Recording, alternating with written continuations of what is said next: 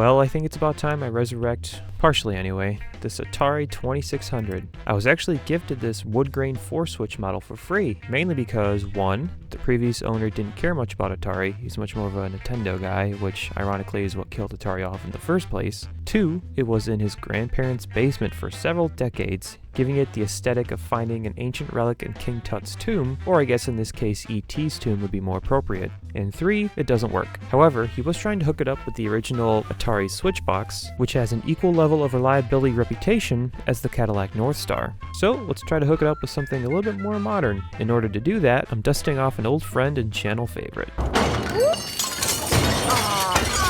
Crap. She's a little artsy-fartsy. And because I have about 1 million copies of it, let's throw in Pac-Man and see what happens. Surprisingly, it fired right up first try, no problem.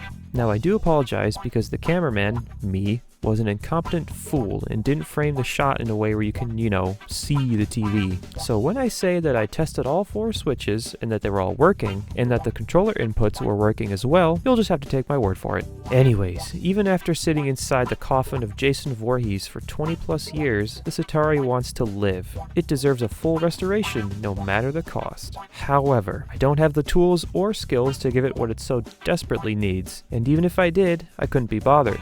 Bad news. What? The Dacia Sandero. It's delayed. Oh no! Anyway, last week...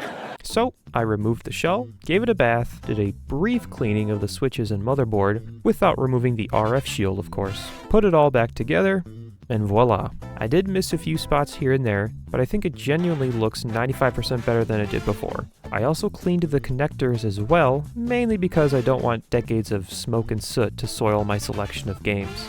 I do want to learn how to solder, and when I do, eventually, this brave soldier will be the first one up for capacitor transplant, and it's definitely because it deserves to go first, not because I got it for free, so if I botch it up I won't feel so bad.